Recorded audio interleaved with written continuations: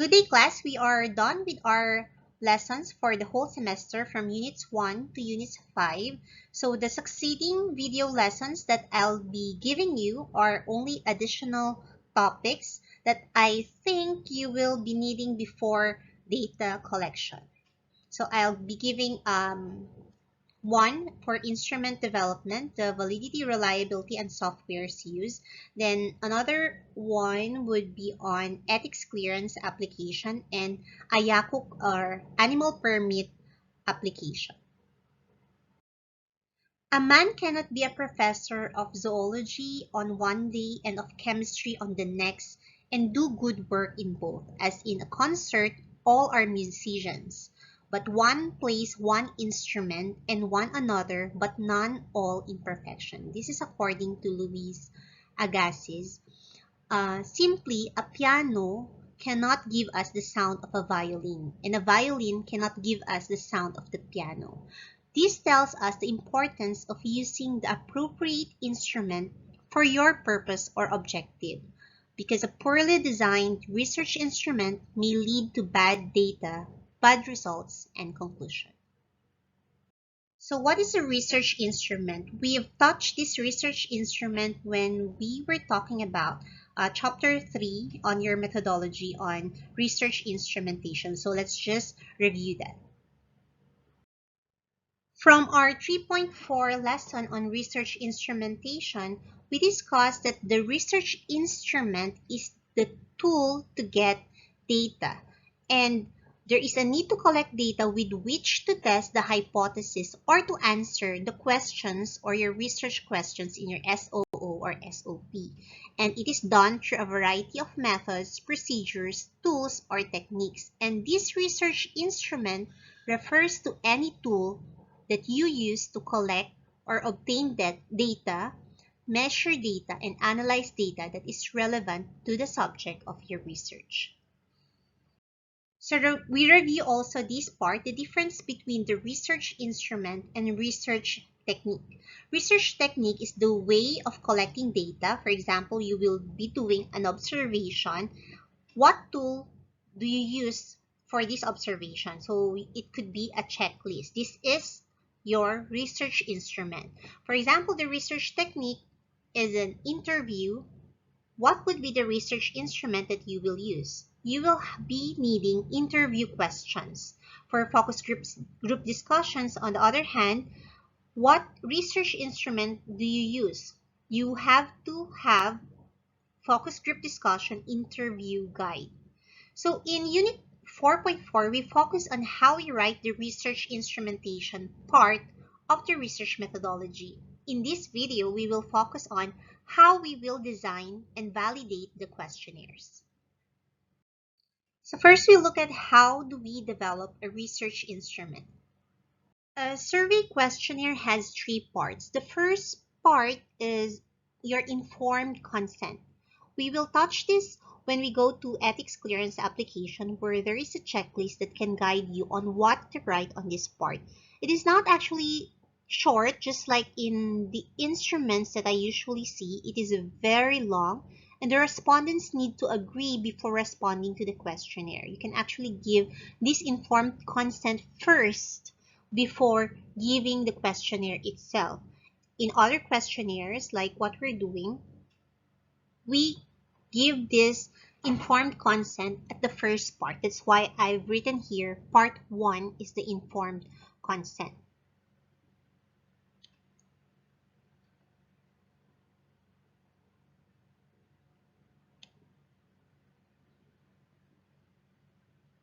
So these are the essential elements that you will see when I give you a copy of this ethics clearance application forms. You will see that there is a checklist where you need to write or point at the page where the statements that are parts of the informed consent are found in your questionnaire or your forms. So you saw in the previous slide a couple of statements for your informed consent. But in summary, this is what the informed consent has. The introduction of the researchers who will do the study or who will administer the questionnaire, the purpose of the study, your objectives and why you are doing this, confidentiality statements, voluntary participation, and procedure and benefits. So to make it easy for everyone, this is an example of an informed consent. So you have the title of the study.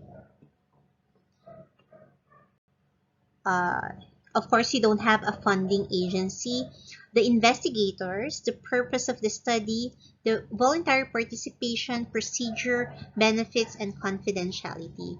Uh, as you can see, it's very long, and the respondents need to agree before responding to the questionnaire. Again, this could be separate or the first part of your questionnaire. Part 2 is the profile. So these are relevant items only, and we call it the warm-up questions. As you can see in your SOO or SOP, we always start it with a specific question that answers profiles: demographic profile, economic profile, educational profile, health profile, things like that. You can also see it in this example that the first part or the input is on profile. Again, to make it easy, here is an example of part 2 or the respondent profile. You can see the demographic profile, socioeconomic profile. There's a page 2 for this one, but I didn't attach it here already. Then part 3 is already the body of the questionnaire. This is where you will answer already the succeeding questions in your SOO and SOP. Of course, first you need to state the general directions or instructions. We have an example here under if you will be administering your survey using a hard copy or printed copy, you can put a tick mark on the column under true, etc. But if you will be administering online, you need to modify also your instruction and direction so that it will suit the online administration of the survey. Next part of the body of the questionnaire is develop the questionnaire we have 12 steps for this.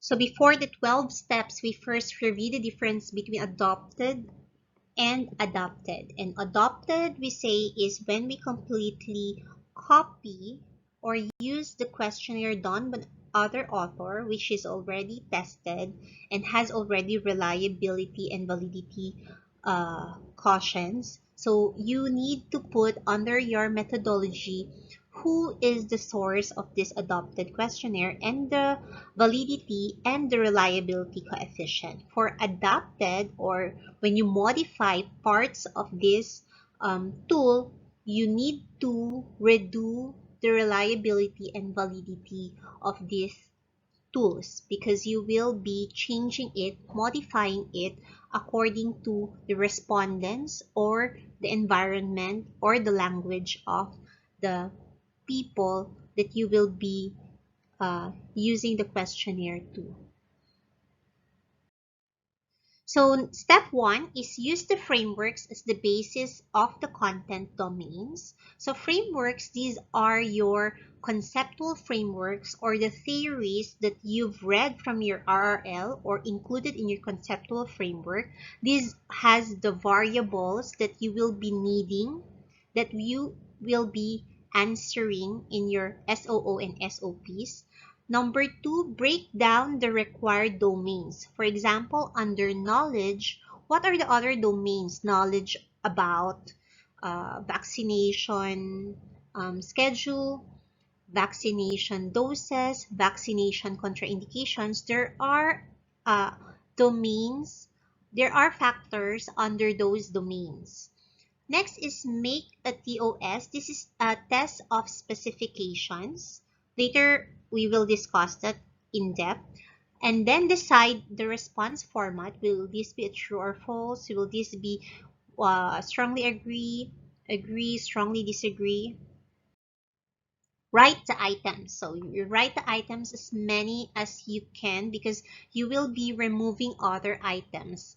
Then review the items, revise the items, pilot test the tool, revise again, gather data. This is not yet administering to your respondents themselves. This is just to determine the validity and reliability of your tool and interpret the results if this can already be used for your response. So let's go back to step number 1. Use the frameworks as the basis of the content domains. Go back to your conceptual framework and look at your domain. So this framework provides definition, nature of the variable, underlying constructs, and validity. So for example, you will see in your conceptual framework or your research paradigm, you have knowledge, attitude, and practices. So that is already your content domains. So next is break down the required domains. For example, I'll be needing knowledge of mothers. That's a domain. I need to break it down. The age of vaccine administration, benefits, contraindications, management of contraindications, and health service providers. Third step is make a test of specification, or we call it the TOS or TOS, to define the factor the way the original author defined the factor, if this is adopted or adapted. For example, your factor, the broken down factor from the content domains for the knowledge, we have benefits of vaccination. So the definition is an advantage or profit gained from vaccination. So if your instrument is not adopted or adopted, if it is a researcher-made questionnaire, then you define that factor according to the purpose of your questionnaire for that factor. So for benefits of vaccination here, it's an advantage or profit gained from vaccination. So the item is the item question itself. Vaccination is one of the most cost-effective public health interventions available for free to Filipinos.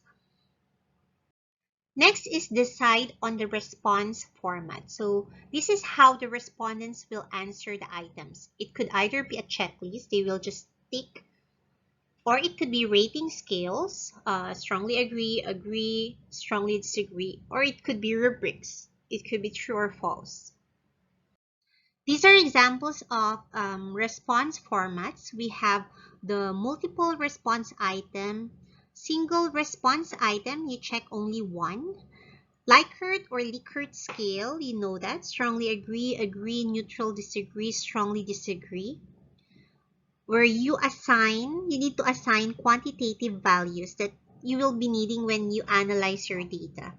Then we have verbal frequency scale. This assess habits that regularly takes place. That's why we have always, often, sometimes, rarely, and never.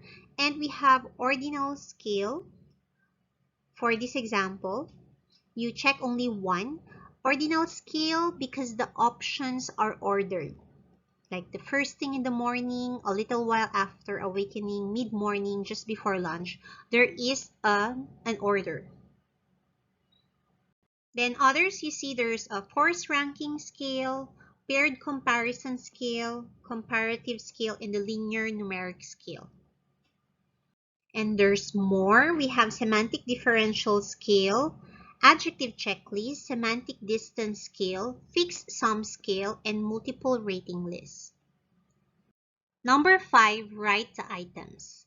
As much as possible, a large number of items are written to represent well the standard or the factor being measured. So write items as many as you can per factor because some will be taken out. And the more items, the more indicators, the more reliable your tool is. So where will you get these items? So items can be based on the definition of the standard. For example, you will do compliance study. They always have a memorandum where you can base your items.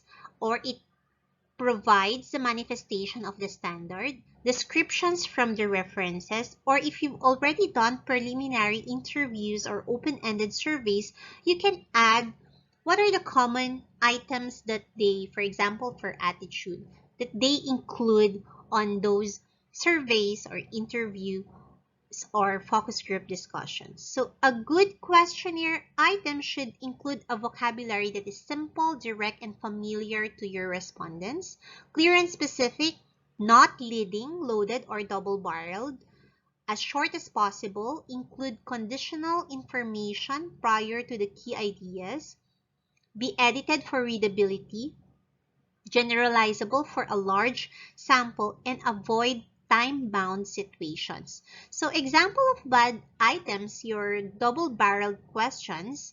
An example for this one is, I am satisfied with my wages and hours at the place where I work. It's double-barreled because there's an end there.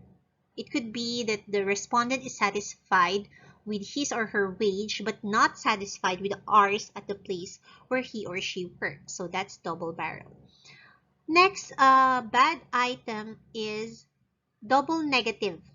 So example of double negative is, I am not in favor of the Congress passing a law not allowing any employer to force any employee to retire at any age. So that is double negative. You can see the word not twice. So this could be misunderstood. So that's double negative. And for the leading question here, an example for this one is, most people favor death penalty. What do you think? So you already said that the most people favor death penalty, and you're asking the respondent what do they think about it. So they'll most likely favor death penalty as well. Number 6 is review the items. So you already have the factor, what you meant by that, and the item. Now you can see the remark here. When you review the items, you ask the help of your advisor or an expert to review the item if it is accepted, rejected, or revised. So I usually do this. We do this. There's a remark if they accept, or there's a need to reject or revise, and sometimes they comment why they reject or revise this item. So you need to conduct a judgmental review of items. This is what we call your content validity. This is an example of the letter that you will be sending or giving your panel members for them to content validate, construct validate, and face validate your questionnaires for your study.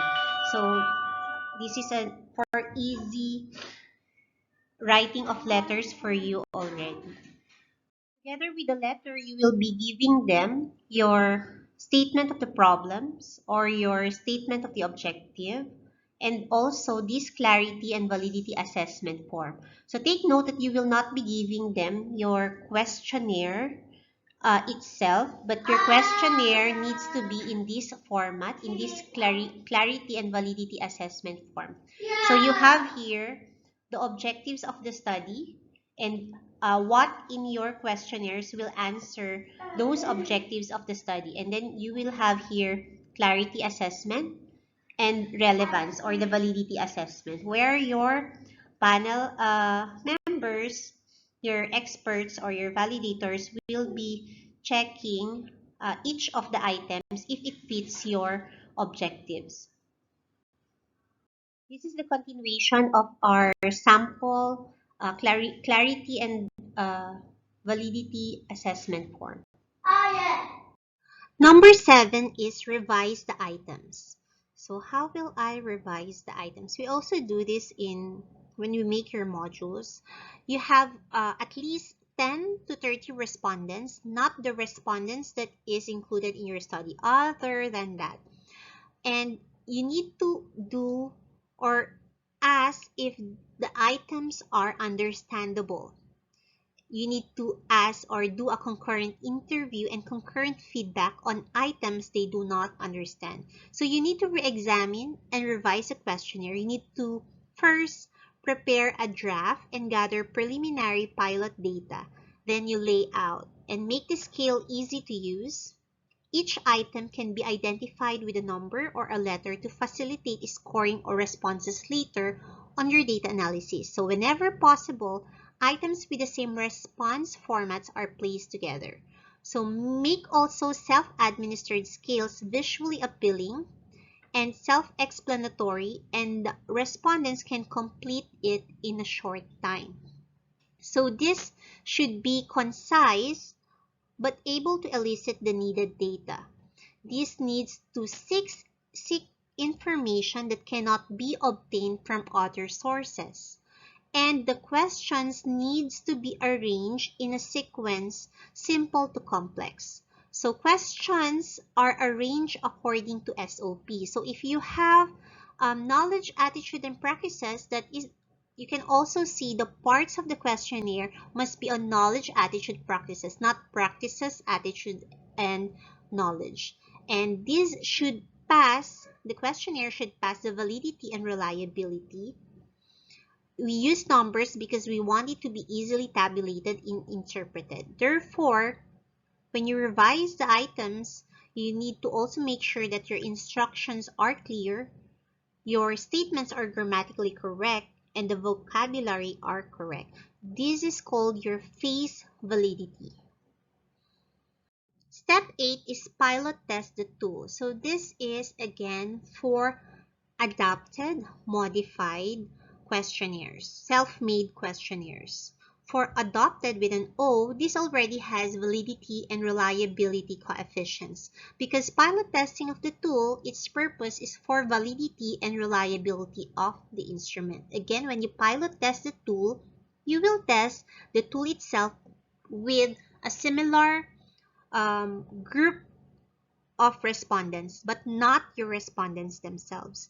So you pilot test the tool, and after pilot testing, you need to have it validated and checked for reliability using softwares. So these are the softwares that you can use. Statistica, our software. Statistica is not free, but there is a free trial for this one. Our software is free, and SPSS, I think there's a trial version also of this one. And most of our statisticians here are using SPSS, and you can have them check the reliability and validity of your tool or your instrument. You can also learn how to validate and check the reliability of your data. You can use SPSS. I'll be giving you links on how to do this part. It's as simple as this. When you analyze a pilot data, the respondents in the scale should be recorded using your Excel first, and then you transfer it in your SPSS, and the numerical responses are then analyzed. The analysis consists of determining whether the test is reliable or valid. So there are three factors from Framework for Responsibility of Learning. You have internal consistency of each factor, and we use bivariate analysis for this one. You use Pearson correlation, and for it to be valid, it should be lesser than 0.5. And for reliability analysis, we use Cronbach's alpha. This is actually easy. You just put your data here, click analyze, scale, and then reliability analysis, and there's a option there to use Cronbach's alpha. So the tool is reliable if it is greater than 0.70. Or you can use Excel also, or import to Statistica. You can also do those. So number 9, 10, 11, 12 is also discussed in the previous slide. You need to revise if it is not valid or reliable. Data gathering is for the pilot testing, and you've seen already how to do your validity and reliability, and interpret if your tool is already valid or reliable. So you have there, when you determine validity and reliability, the validity here is construct validity.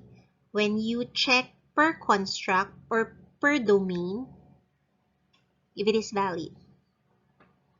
So that's all for your research instrument. I cannot really talk about each. I wanted to talk more about the validity and reliability, but due to time constraint, I will cut it there. At least you have already an idea how to develop your questionnaire and what your questionnaires should have, and how do you test validity and reliability of the questionnaire. Thanks for watching.